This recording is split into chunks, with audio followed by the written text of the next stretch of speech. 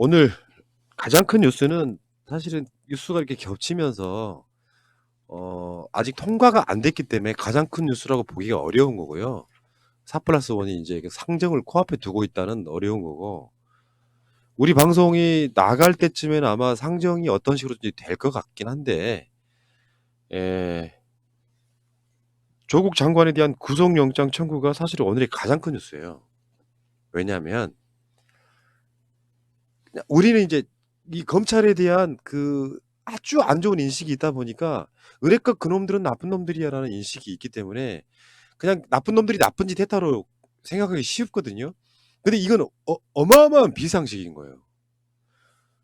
이 그러니까 이게 뭐냐면, 간단히 저 줄기를 잡아 드리면, 조국 장관 청문회 하던 바로 그 시점, 쪼끔 더 올라가면 조국 장관을 법무부 장관에 내정했다고 할 때 자유한국당 플러스 각종 뭐 단체들이 조국 장관을 막 고발을 합니다.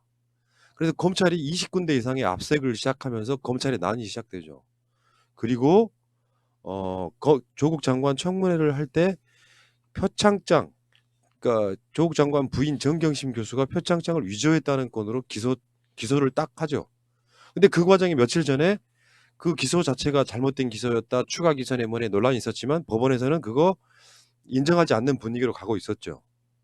근데 사실 유재수 건은요, 조국 장관 관련한 수사 한 4개월 가까이 할 때 90%올 때까지는 조국 장관과 상관이 없는 건이었어.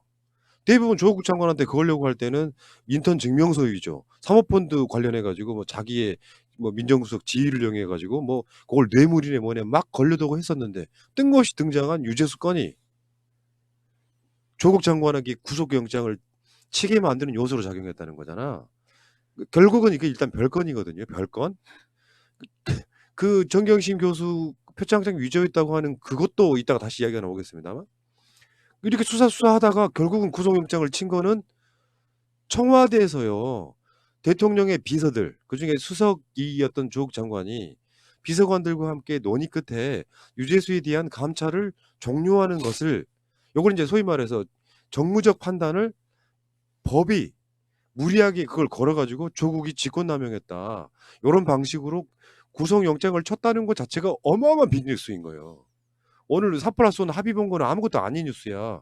이 자체가 누가 봐도 이거는 말도 안 되는 기소의 전형적인 예를 보여주고 있는 거예요. 그러니까 이 소식을 봤던 대다수 제가 아는 모든 변호사들도 똑같은 이야기를 했어요. 이거 진짜 쪽팔린 일이라고. 그러니까 직권남용, 그러니까 이라는 이 범죄 자체가, 그러니까 하급 공무원들 있잖아요. 해야 하는 일이 명확하게 매뉴얼로 정해져 있는 그 직급에서 누가 봐도 이거는 매뉴얼을 위반한 업무 집행이었다라고 판단되는 것들이 있지 않습니까? 그럴 때 이 유죄 판결이 나도 사실 구속을 하기는 힘들 정도로 형량이라는 게 애매한 건데, 고위직, 고위공무원에게 직권남용이라는 건 정말 적용하기 어렵거든요. 왜냐면은 그 직위가 올라가면 올라갈수록 행정적인 어떤 결재뿐만 아니라 정무적 판단도 해야 되는 거잖아요. 그러니까 이 정무적 판단에 대해서 어디까지가 직권이고 직권이 아니라는 걸 누가 판단하는 거예요. 그 자체가 정치적인 건데. 그러면은 앞으로 고위공무원단들은 어떤 판단을 내릴 때마다 검찰의 사전 검토를 받고 해야 되는 건가요? 말도 안 되는 거죠. 그니까 노 대통령 돌아가실 때랑도 좀 느낌이 유사한 부분이 있습니다. 그래서 사실은 노 대통령 때도 그 검찰 개혁 등을 통해 가지고요, 과잉 수사, 수사권 남용, 표적 수사 이런 것들을 많이 바꾸려고 노력했는데 검찰의 난으로 사실 실패한 부분이 있거든요, 이명박 정권 들어와 가지고. 그러니까 저 사람에 대한 사실상의 어떤 의미가 됐건 간에 정치적 보복적인 수사를 하기 위해서는 어떤 공무원으로 있을 때 그 사람들의 어떤 판단들이 있잖아요. 유재수를 봐주기 위해서 제대로 된 감찰을 하던 것을 중간에 중단시킨 게 아니라, 실제로 유재수 등에 대해서 수사권이 없었던 청와대 민정수석실 입장에서는 이 사람이 비리가 이렇게 있으니까 요거를 금융위원회 등에 통보하고 이 사람을 해고시켜라는 그런 뉘앙스로 중단하고, 아니면 이것을 수사를 의뢰할 것인가는 정무적 판단이 있을 수밖에 없는 건들인데, 그것을 유재수를 봐주기 위해서 조국 장관이 강제로 감찰을 중단시켰다. 이 프레임을 몰고 가서 그걸 기어이 끌고 와가지고 조국 너 구속 이 짓거리를 한 거야. 잘 생각해 봐요. 이렇게 따지면요. 나는 사실 오늘 소름 끼쳤던 것 중에 하나가 문재인 대통령 퇴임하면 똑같은 방식으로 수사할 거야, 이 새끼들. 어. 입장 바꿔 생각해 봐요. 정무적 판단을 내린 여러 가지 사안들이 있잖아요. 이걸 악의적으로 해석하면 똑같은 판단 내리면은 노 대통령처럼 문재인 대통령 수사한다고. 요걸 그냥 내버려 두면 안 되는 거예요. 진짜 이건 그냥 내버려 두면 안 되는 거야. 근데 내가 이 방송 전에 1시간 정도 여기저기 전화해서 알아본 게 하나 있어요. 그냥 사심 없이 들어주세요. 검찰 내부에서도 이 동부지검에서 조국 장관에 대한 이 구속영장 청구하는 것을 검찰 내부에서도 우려를 했답니다. 심지어는 윤석열도 이거 좀 무리하다고 이야기했다는 거야. 그럼 누가 친 거예요? 한동훈이지. 그러니까 지금 대검에 한동훈 반부패부장이 있고요. 요거를 영장을 쳐야 된다고 세게 밀어붙인 놈들이 한동훈하고 이정섭이라고 지금 서울 동부지검 형사 6부 부장검사 하나 있어. 이 두 자가 이렇게 온 이상 어쨌건 간에 조국 장관에 대한 영장을 쳐야 된다고 강력히 주장해서 그냥 그 뜻을 들어준 거다. 그럼 지난 3개월 동안은 뭐 했다는 거예요, 도대체? 내 말이 그 말이에요. 근데 검찰 입장에서는 이 선거제를 포함한 패스트트랙 법안들이 있잖아요. 검찰개혁 법안들까지 묶여있는 이 법안이 협상이 어떻게 진행되는지 봐서 마지막 이 카드가 지금 조국 장관 구속영장 청구가 아닌가 싶어요. 그러니까 이게 본회의가 열리고 법안이 통과되고 나면 사실상 검찰로서는 이제 모든 게 무의미해지잖아요. 그러니까 그 법안이 통과되기 전까지 마지막으로 할 수 있는 최후의 카드가 이 구속영장 청구가 아닐까. 예. 그러니까 뭐 사실 윤석열은 내가 봤을 때는요. 한동훈 등이 밀어붙이는 거를 방관했을 가능성이 높은데 아니 거기다가 그냥 미친 척하고 막 검찰이 난을 일으킨 거잖아요 지금. 화적대가 지금 막 여기 막 휩쓸고 있는 상태의 그 기세라는 게 있기 때문에 밑에 있는 부하들이 이거 칩시다 하면은 사실 윤석열도 주저했다고 하는 부분은요. 그만큼 법 적용이 말도 안 되게 가고 있다는 반증인 거잖아요. 그러면 이게 정상적인 판사라고 하면 구속영장 안 나와요. 아니 이걸로 무슨 이게 논란거리가 있는 거잖아. 명백한 위법이 아니라 검찰은 조국 장관이 민정수석으로 있을 때 명백하게 위법을 했다고 보는 거지만 이 정무적 판단이라고 하는 것들은 굉장히 중요한 여러 가지 것들이 있거든요. 이거를 다 예를 들면 이명박의 4대강을 지금 처벌하지 못하는 이유가 뭐예요? 고도의 정치행위에 가까운 부분이 있기 때문에 명백하게 불법이 있어도 함부로 처벌을 못하는 거거든. 그러니까 그래서 불법을 명확하게 저지른 무슨 건설사들이나 등등 몇 사람 처벌하는 거지. 우리는 뻔히 4대강 대운하를 만들고 하는 이런 것들이 또 자원외교도 마찬가지거든. 여기 명백한 불법이 나오면 모를까 꽁꽁 숨겨놓고 있는데 어떤 정치적 행위들로 인해서 처벌받으면 이게 그러니까 노무현 대통령도 애들이 처벌할 때 뇌물 받았다고 억지로 널리 만들어가지고 포괄적 뇌물죄 그것도 안 나오니까 망신주기로 여론 나쁘게 만들려고 논두렁식의 이런 조작까지 해가지고 결국은 검찰청으로 조사받게 만들잖아요. 이런 과정이 분명히 있는 거라서 이런 정도 기소는 아마 대략적으로 이런 쪽에 일을 해보신 분들은 대략 이해하실 것 같은데 지들끼리 그냥 미쳐 돌아가는 거예요. 지들끼리는 이게 뭐 어떤 맞는 행위라고 생각하는 약간 미쳐 돌아가는 확증 편향이 하나 있는 것이고 두 번째는 여기까지 왔는데 회군 못하는 거야. 사실 우리 방송들이 영향을 끼쳤을 가능성도 있어요. 야야 기소 못하네. 기소 못하네 하니까 그럼 이거라도 기소해볼까? 하는 그런 뇌피셜들이 또 작동을 했을 거라고 봐요. 기소를 못해도 니들 지금까지 뭐하냐. 이제 5개월째 돼가는데 이 소리 들을 거고. 기소를 하려고 하는데 죄가 크게 마땅히 없다 보니까 아니 세상에 무슨 뭐 지금까지 수개월 동안 언론에 흘리고 조국 장관은 무슨 인턴 증명서 조작하고 막 하는 그런 짓들을 계속 해왔던 놈들이 이제 와서 완전 별건으로 구속영장을 청구해? 그것도 서울지검도 아니고 동부지검에서? 아니 이제 와서는 가족보다 유재수가 더 소중했다고 주장을 할 건가요?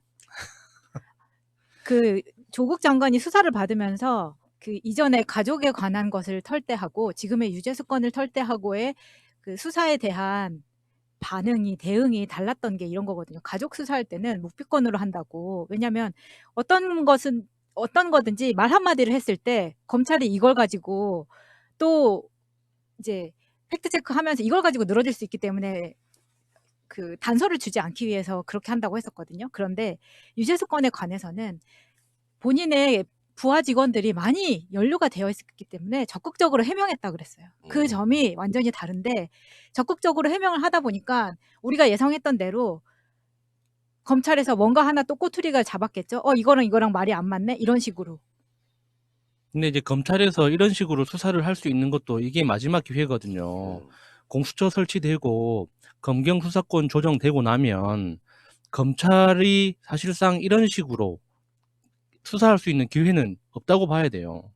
특히나 고위공직자에 대해서는 공수처에서 전담으로 할 테고 반부패 관련된 수사를 제외한 일반 형사 사건에 대해서는 경찰에서 전담해서 수사를 할 거기 때문에 이게 반부패부에서 지금 마지막 실적을 내려고 끝까지 애를 쓰고 있지만 이런 식으로 스스로 정치를 하고 있는 이런 행태 자체가 이 부서 자체의 존립을 더 위험하게 만들 거거든요.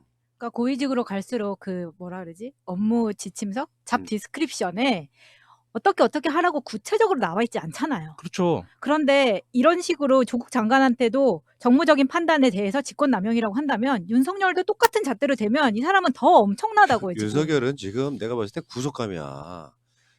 이런 어떤 평가들이 있잖아요. 그러니까 윤석열도 조국 영장 치는 것에 대해서는 반대했다고 하는 것도 내가 보기엔 언론 플레이에 가까워요. 무슨 말이냐면 자기가 살짝 한 발짝 양쪽에 걸치고 있는 거지. 내가 반대했는데 한동훈 등의 부하들이 강력히 우겨서 그러면 검찰총장을 왜 하니? 그렇잖아요.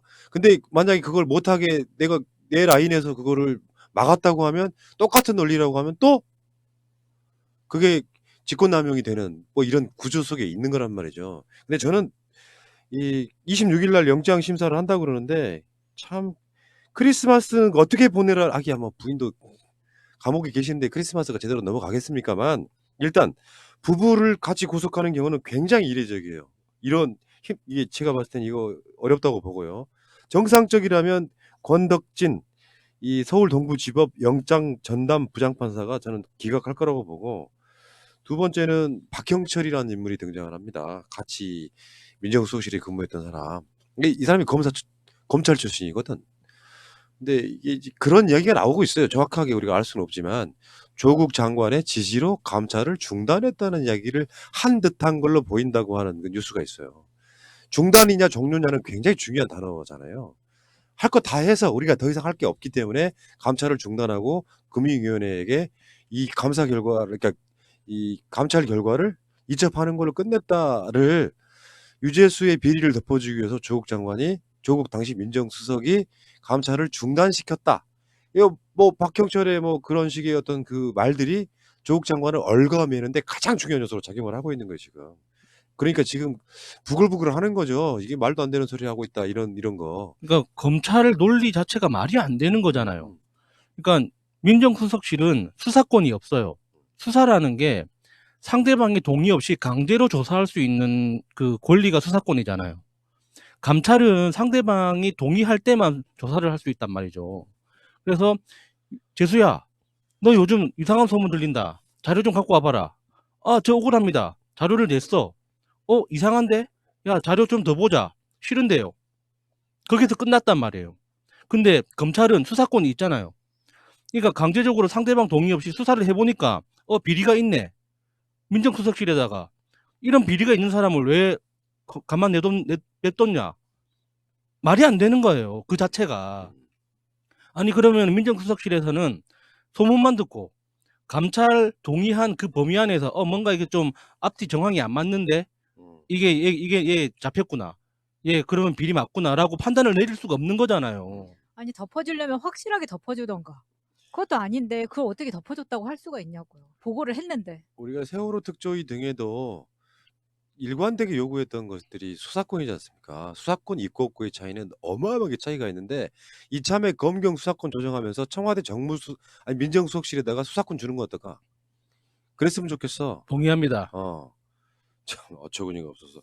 어쨌건 지금 나는 검찰이 역대급 삽질을 했다고 봐요. 이 상황 자체는. 검찰이 역풍으로 돌아갈 수 있는 말도 안 되는 기소를 해버린 거예요. 잘 생각해봐. 4개월 가까운 시간 동안 조국을 털었는데, 조국 전 장관을 털었는데, 고작 기소하는 게 이 건이라면요. 진짜로 아무것도 없었던 거야. 우리 국민이 분노해야 될 지점은 지금까지 검찰이 4개월 동안 우리 국민을 우롱하고 속인 거예요. 그 결국에는 어떤 정치적 행위를 불법으로 만들어가지고 조국이 범법자야. 이 사람을 부인도 들어가 있는 이 상황에서 조국 장관을 구속하겠다고 나오는 것 자체가 역대급 삽질이고 똥볼인 거야. 이것은 영장이 기각이 안 되면 말이 안 되는 거예요. 그러니까 이제 검찰이 스스로 자신들의 무덤을 파고 가고 있는 마지막 장면 하이라이트를 보고 있다고 저는 봐요. 여기서 만약에 구속영장이 나온다고 하면 영장 전담 판사는 제가 봤을 때는 사회생활을 저는 불가능할 거라고 저는 봐요. 그렇게 판단할 수 있는 판사는 없다고 생각합니다. 최근에 지금 검찰의 이 법원에서의 하는 짓들도 다 알 거 아니에요. 네. 그리고 이렇게 사회적 그 관심이 높아지는 사건에 대해서는요, 판사들도 의식할 수밖에 없는 건데, 예를 들면 막 검찰하고 기레기들이 난리를 쳐가지고 조국 장관 가족을 막 어마어마하게 나쁜 사람들로 봤을 때가 아니고요. 지금은 그 여론은 잠잠해진 상태로 검찰의 손을 들어주고 있는 여론이 사실상 소수란 말이야. 이 상태에서 이 영장 정담 판사가 아주 악의적인 거, 성창호가 김경수 유죄 내듯 그런 식의 악의성만 없다 그러면 이거 영장 나오기 굉장히 힘든 건이죠. 그 자체가 이 영장 정담 판사한테는 어마어마하게 부담일 테니까. 그러니까 생각해 보니까 내가 왜 이걸 알고 있는지 의아스럽긴 한데 구속 요건이 세 가지 있지 않습니까? 범죄 상당성, 그리고 증거인멸 우려, 도주 우려. 이 세 개 중에 뭐 이렇게 세 개 다 있으면 당연히 구속을 해야겠죠. 그런데 지금 조국 장관한테 제기된 혐의 중에 구속의 상당성이라는 게 그 정도로 죄가 위중한가? 정말 중대한 범죄인가? 그리고 그 범죄가 완전히 밝혀졌나? 이거거든요. 밝혀진 게 아니잖아요. 지금 혐의를 제기만 한 거지. 자기들 내피셜로 지금 한 것이고 증거 같은 거 없지 않습니까? 다들 관련자들 증언만 있지.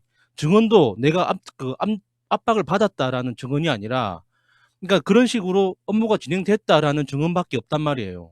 그러니까 소명된 범죄가 아무것도 없어. 그리고 증거인멸하고 도주 우려. 증거인멸할 게 뭐가 있습니까? 이미 지금 그 관련된 사람들 중에 박형철 비서관 같은 경우는 조국 장관하고 지금 반대쪽 이야기를 하고 있잖아요. 상반된 이야기를 하고 있는데 그 사람하고 어떻게 증거인멸을 할 겁니까? 그러니까 구속을 할 만한 사유가 아무것도 없어요. 오늘 그 청와대에서 좀 상당히 서면 브리핑을 했는데 나 이런 거는 좀 마음에 안 들어. 이런 정도 사안 되면요, 서면으로 브리핑할 게 아니라 직접 나와서 해야죠. 언론들이요, 서면으로 브리핑을 하면은 단신으로밖에 안 내줘요. 그럼 이슈가 딱 파이팅으로 붙으려고 그러면 오늘 지금 이 서면 브리핑한 게 윤두환 청와대 국민소통수석인데 더군다나 대통령 나가자마자 검찰이 기소한 거 아니에요. 그러면 직접 나와가지고 목소리를 들려줘야 이게 단신이 아니라 꼭지로 나갈 수 있는데 어쨌건 내용은 이런 거야. 청와대가 이러한 정무적 판단과 결정을 일일이 검찰의 허락을 받고 일하는 기관이 아니다. 무슨 말이냐면 웃기잖아요. 이게 나중에 훗날 유죄수 건으로 불법이 될 줄 알고 검찰한테 물어봐야 되냐 이런 이야기예요. 그렇잖아. 검찰한테 야 이거 불법이니까 이거 감찰 중단해야 되냐 계속해야 되냐 이거 물어봐야 되냐고.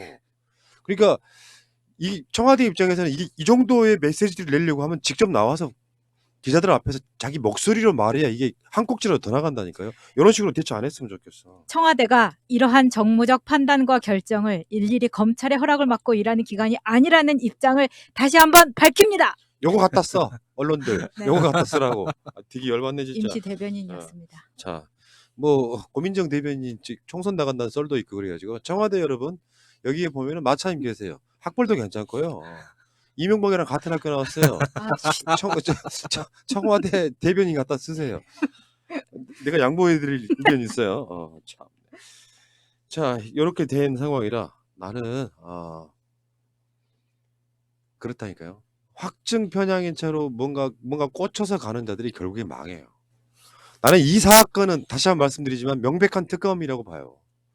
뭐 공수처 설치가 되고 나서는 뭐 그냥 우리 랩피셜로 그러면 공수처가 윤석열 수사할 수 있을 거다. 그건 못해. 현실적으로 난 못한다고 보고 이런 사안이 이렇게 나서 이런 식으로 그러니까 과정이 진행되어 간다면 이건 그냥 특검 사안이에요. 요거는 나중에 지금 울산 사건이랑 다 몰아가지고 검찰의 수사권 남용에 대한 특검으로 가야 될 사안이라고 저는 일단 보고요. 자, 더군다나 오늘 그 대법원에서 그거 하나 나왔었죠. 기소 후 참고인 조서는 증거 인정 안 된다. 이게 무슨 말이냐면은 이제 항소심을 갔는데 항소심에 참고인으로 이미 결정이 돼 있는 사람이었대요. 이 사람을 검찰이 먼저 불러다가 참고인 조사를 해버려. 그래가지고 그게 이제 최수중 당시 방통위원장 고향 후배 이모 씨라고 하는 사람 때문에 벌어진 일인데, 근데 이 참고인으로 이 사람을 이제 법원에 가서 증인 출석해야 되는 사람을 미리 검찰이 참고인으로 불러가지고 그걸 증거라고 내민 거 지금 대법원에서 기소 후에 이런 짓거리 하는 것은 증거로 인정 안 된다라는 오늘 판결이 나왔어요. 이게 지금 정경심 교수 재판하고 아주 상당한 연관성이 있는 상태인 거죠. 자, 지금 정경심 교수 그 공판 준비기일에서 지금 검찰하고 싸우고 있잖아요. 거기에서도 제기됐던 문제죠. 기소 후에 수집했던 증거에 대해서는 인정할 수 없다고 판사가 이야기를 했었죠. 자, 검찰의 헛발질과 삽질은 이제 끝나가는 것 같기도 합니다. 그래서 우리가 또 공수처 설치에 대한 열망이 더 큰 거 아니에요. 저런 자들이 막 저렇게 미쳐 날뛰는데 그걸 컨트롤할 방법이 없다는 거. 방법이 없다는 게 너무 열받아요. 그러니까요. 그럼 보세요. 민주주의의 구멍 아닌가요, 이건? 아니, 그러니까 공수처라고 하는 것이 어떤 사건을 가장 먼저 수사하게 될지 모르지만 공수처가 세워진다고 하면 그걸 막 약화시키기 위해서 검찰이 로비하고 검경 수사권 조정에도 자꾸 숟가락을 얹으려고 하는 것처럼 생기는 것만으로도 검찰은 훗날을 자신들이 돌아볼 수밖에 없는 거예요.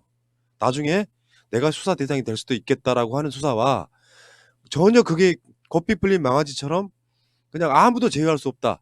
지금은 딱 그런 느낌 아닙니까? 임명권자를 들이받는 느낌이잖아요.